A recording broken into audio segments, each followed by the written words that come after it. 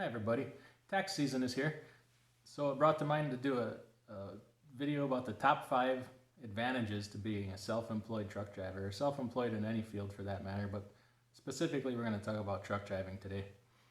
Most people are only concerned about their income and how much money they make, and they completely overlook the whole other aspect of taxes and how much control you really have over your situation now that you're self-employed.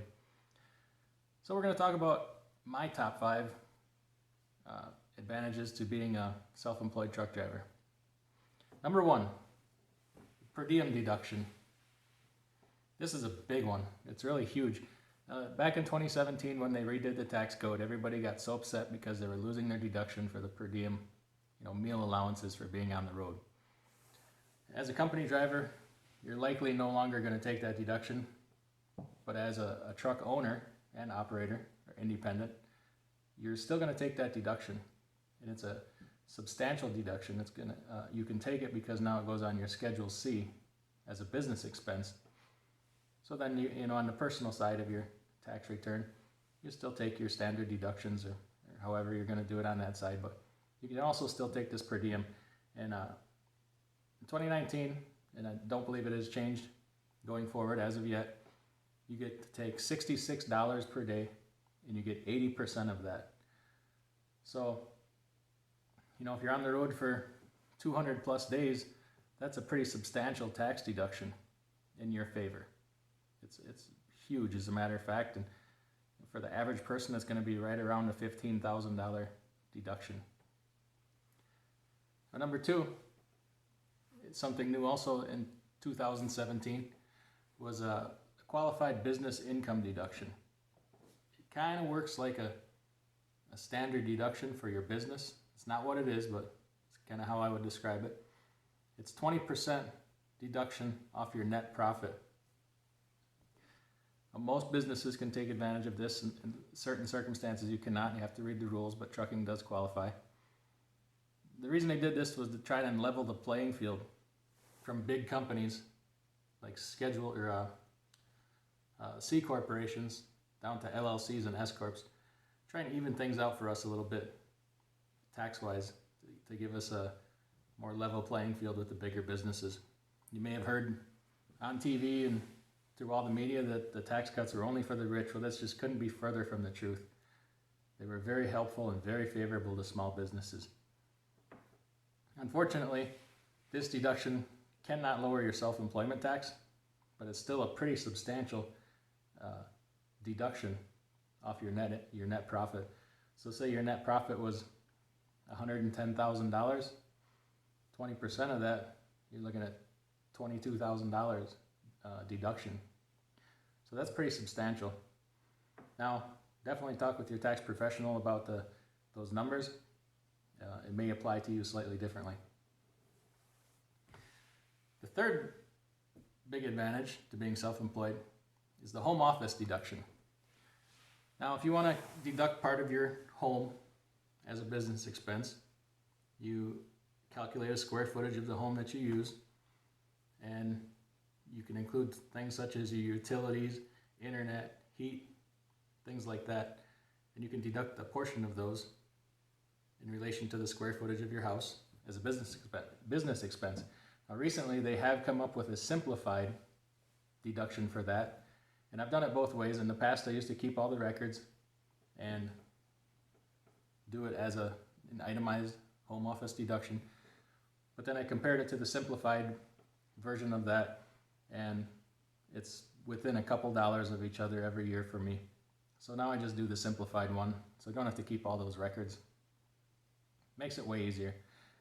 Now, you need to keep good records on this and work with your tax professional, because if the time comes when you ever need to sell your home, you will have to recapture some depreciation on your home because you deducted part of it as a business expense. It's not capital gains, it's recapturing depreciation. Number 4, retirement accounts for self-employed people. We have a whole world of options out there for us, and we can really contribute some substantial amounts, way above and beyond what an employee can contribute. So if you were an employee For the year 2020, the maximum contribution limit to the 401k is $19,600 in 2020. In 2019, it was $19,000. IRA limits, this is unrelated to employment, but in 2019, for a regular person, it was $6,000. If you're 50 and older, there's a catch-up contribution for $1,000, bringing the grand total to $7,000. As a self-employed person, you still qualify for an IRA. You may have to talk to your tax professional about income limits as far as contributing. You need to make it to a Roth IRA or a traditional IRA so you don't over-contribute accidentally. But you have every right to contribute the full $6,000 or $7,000 to an IRA. And then there's several different kinds of 401k type accounts for self-employed people. You have a SEP IRA, a simple IRA, different things like that. We'll go through those in another video, but you're really able to contribute large amounts of money. Now, I kind of did the rough math on this.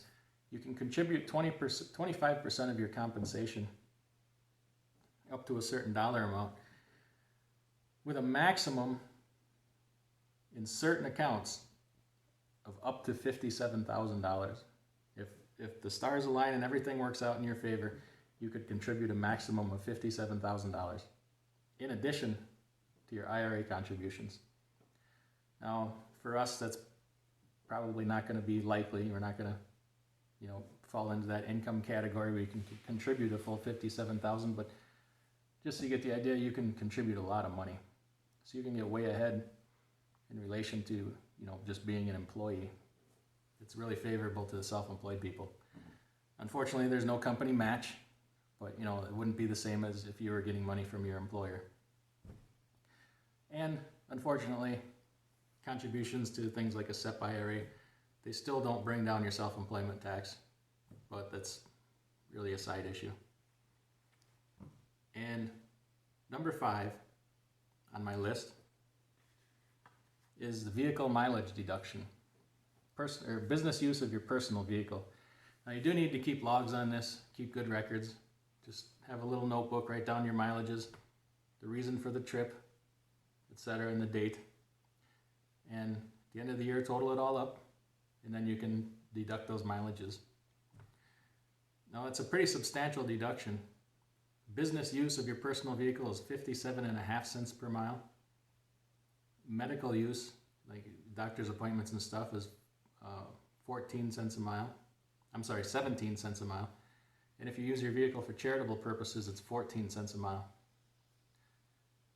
Going forward, always keep track. Those numbers can change. Now, I live out far away from town, so anytime I need to go for parts, or if you need to go to the bank, stuff like that, see your accountant, for me it's a pretty long trip, so I get a substantial vehicle mileage deduction every year. When you add up all these 5 things, you're talking about a lot of money. So going out and spending money on ridiculous things that you don't need just to take the tax deduction really doesn't hold water when you have all these things available to you. Talk all of these things over with your accountant. Definitely take full advantage of these and put some extra planning into it, and you can put yourself in a very favorable position financially being self-employed. So thank you for watching, and we'll see you next time.